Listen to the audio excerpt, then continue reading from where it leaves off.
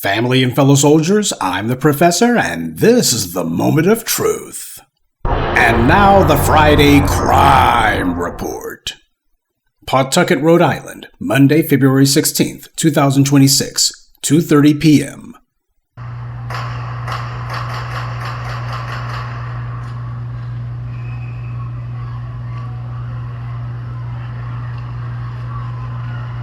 Yes, it has happened again.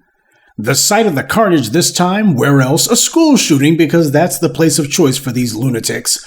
This time it was a little bit different. The shooter wasn't one of the students, but this was one of the parents. And sadly, even that isn't necessarily a novelty.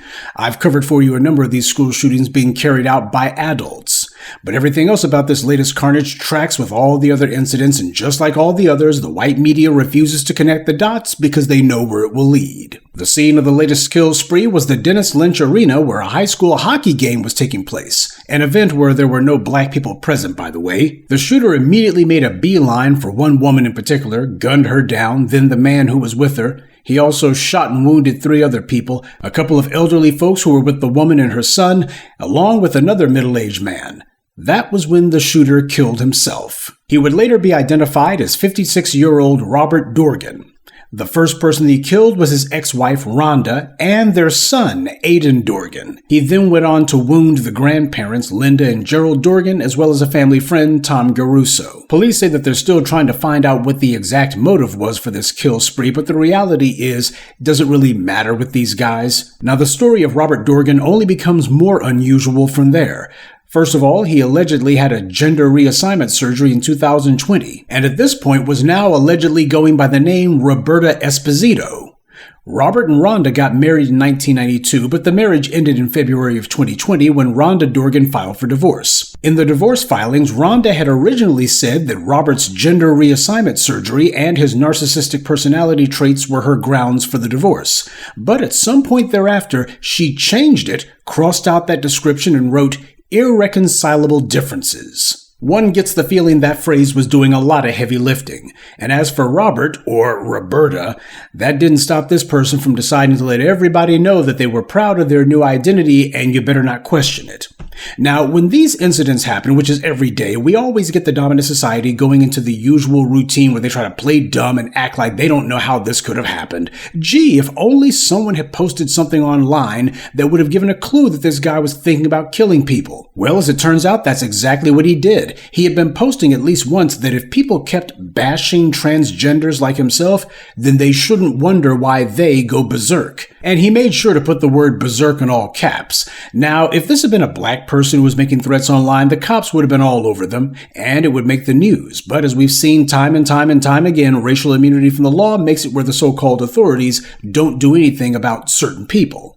But the reality is this punk had more red flags than a Chinese parade. His social media was a smorgasbord of threatening and unhinged behavior. This demonic creature was filling its mind, such as it was, with all kinds of right-wing lunacy, from reruns of election fraud conspiracy theories to a constant stream of anti-black racist sewage. And of course you find that he loves the usual suspects like Nick Fuentes and Alex Jones. In fact, when it came to Alex Jones, this creep had a real love affair with that guy. It seems this idiot from InfoWars was a daily obsession for this killer.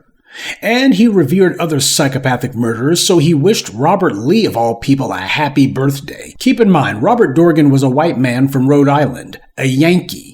And yet he made it a point to celebrate a traitor who killed Yankees. It just goes to show what a complete fraud the whole intersectional identity thing is. In fact, he reposted a Twitter tweet that mocked the death of that female U.S. Army pilot whose helicopter collided midair with that airliner last year. A tweet that mocked her death as being caused by DEI. You see, you got somebody here who is a member of the LGBT community. In fact, they were threatening people if you decided not to respect their pronouns. And yet this exact same individual spent most of their time talking about how bad black people are and how important whiteness is. That's because this guy understood that whiteness is what his position in the world was based on.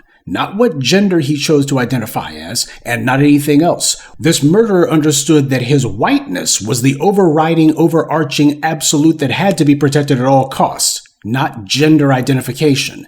This is a culture that we're dealing with here. one that is protected, sanctioned, and encouraged by this sick society.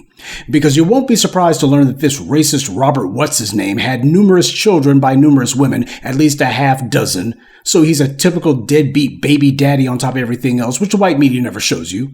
And predictably, one of his spawn was named Kevin Colantonio. This guy set fire to a black church in 2024. During the investigation, the police found notebooks full of Kevin Colantonio's rantings. In one entry, he wrote, quote, "Hunt them down, gun everyone down that isn't white. If one is white, spread the gospel. Always give our bloodline a chance." Always give our bloodline a chance? Really? Now, this is typical white supremacist dogma, but I gotta wonder how this creep's fellow white supremacist would feel knowing that his father, or was it mother, is a transgender? And how do the white supremacists feel knowing that this guy killed at least 2 white people and injured 3 others? But then again, the racist right-wing ideology isn't the most important thing to these people. The most important thing is have white children, regardless of whether you bother to raise them or not. This guy is talking about giving their bloodline a chance. How does vandalizing a black church, or even harming black people for that matter, give the white bloodline a chance? White numbers are falling off a cliff, and black people have zero to do with that. How did this moron's one idiot crusade do anything to produce more white children or to keep any white people from dying? His father, on the other hand, decided, you know what, not enough white people are dying. I'd like to know what white person is safer because of this guy. This guy's father gunned down 2 white people and injured at least 3 others. I guess this must be what he meant when he said, give the white bloodline a chance. White supremacists don't have any common sense or common decency. But this is what happens when you live in a society that coddles this kind of degeneracy, lets them spout any asinine gibberish they want without correcting them or refuting them, and instead of telling them to shut up and sit down, instead the society bends over backwards to act like they might have a point. And just in case you were wondering, this Kevin Colantonio clown, he pleaded guilty to his crime and now he's serving a 7-year sentence. But he ain't done causing trouble yet, because while he was in prison, he caught more charges, this time for throwing his bodily waste at the prison guards. This is typical low IQ behavior from the white supremacists, literally flinging their feces. Well, it's nice to see that the Neanderthals don't fall far from the cave. This is what most of these school shooters have in common. Anti-black racism. That's the main thing that runs throughout all of this reprobate behavior. And just in case any of the inbred, mouth-breathing, knuckle-dragging morons from the white right tries to do their usual, that's prejudicial, no stupid, that's pattern recognition. This is why anti-black racism must be treated as the key warning sign for these mass shootings, because in a disproportionate number of them, that's the key factor. Whether it's Dylan Roof, Nicholas Cruz, Elliot Rogers, or Robert Dorgan, all of these reprobates have the exact same mentality. The mouth-frothing anti-black racism is the main thing that drives them. They may come from different geographical areas, different political ideologies, differing gender identifications. But the anti-black racism, that is the one factor that virtually all of these mass shooters have in common. But not surprisingly, it's also the one factor that you're not allowed to point out, because to do so would indict the majority population of this country, and it would also confirm yet again that the majority of thugs with badges in this country fit the exact same description as these mass shooters. And what bag of stupid would be complete without the usual reposting of online podcasting perverts like Lily and others? This guy was basically the prototype for literally every racist troll, op, and crap poster you've ever encountered or ever heard of. But as usual, this country will do what it always does, hit the collective snooze button and pretend as if this latest bloodbath didn't happen. And even if they have to confront it, well, we're certainly not going to admit to why it happened.